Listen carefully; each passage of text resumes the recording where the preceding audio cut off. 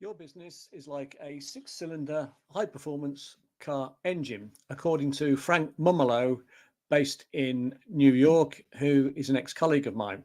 Now, what he means by that is that you've got these six elements to get right in your business. So most people start their business by being good at something. They might take redundancy, they might be fed up of working for someone else, but they're good at what's called operations. They're good at something.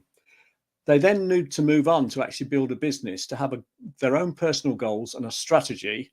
And then we need to look at this area of systems. And then you need to understand your numbers. You need to be good at sales and marketing to grow your business. And you need to know what you're doing in terms of building a team, getting the right sort of people in, or outsourcing if you go that route in addition. Now, these three really hang together because if you're just good at operations and you don't go beyond that, then you're working in your business rather than on your business. And you never actually get to the stage where the business will run at a profit without you being there.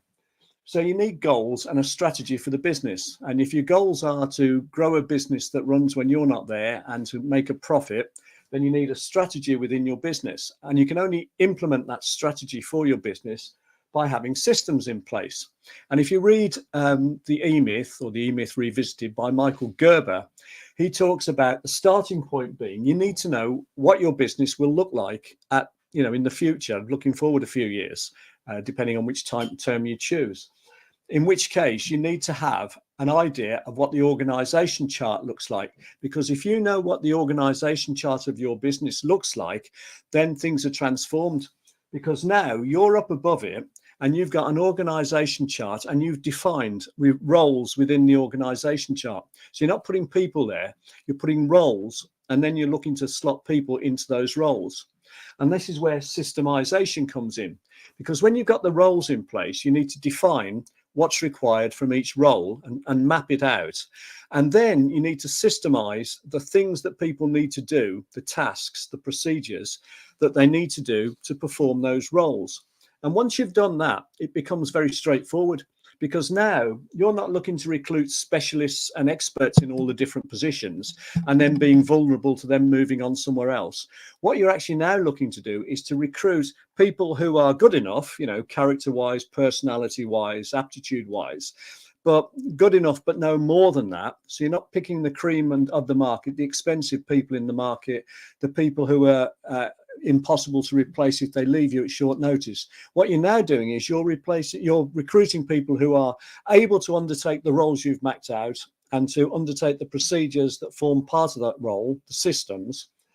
You can train them, and if they do leave, you can recruit other people to replace them, and you can train them.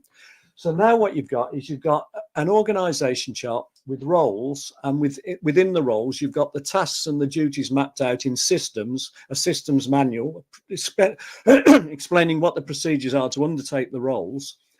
And it means that you can go away for the weekend, you can go on holiday, you could even sell the business should you wish to, because now you've got a proper business. You're a business owner, you're an entrepreneur.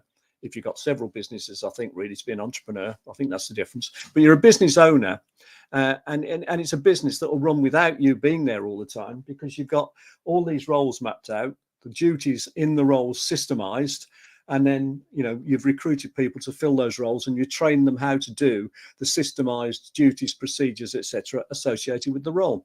So you can see the difference it makes. So it means lots of things. It means that you don't have to be there all the time. It also means that it's cheaper and more efficient to run the business, because you're not recruiting top specialists all the time and then being vulnerable to their demands or to them moving on somewhere else. And it means that it's consistent as well, because you know what the roles are and what the systems and procedures within the roles are. Then you can recruit and train up people to replace people as they move on, and you can develop people to undertake the roles and to undertake more systems within the roles. And of course, all this evolves because you can delegate people within your organization to actually be your systems champion, if you like, a person who devises future systems. Now, this works perfectly for professional practices, accountants, etc., but it also works for any business, basically. So there's the 6 elements of your high cylinder performance business, according to Frank Momolo. And within that, you've got your goals and strategy, to move you on from just being in operations, but you need to map out exactly what your organization chart and what everyone in it involves in terms of doing it. Hope you found that useful. Thanks very much for watching.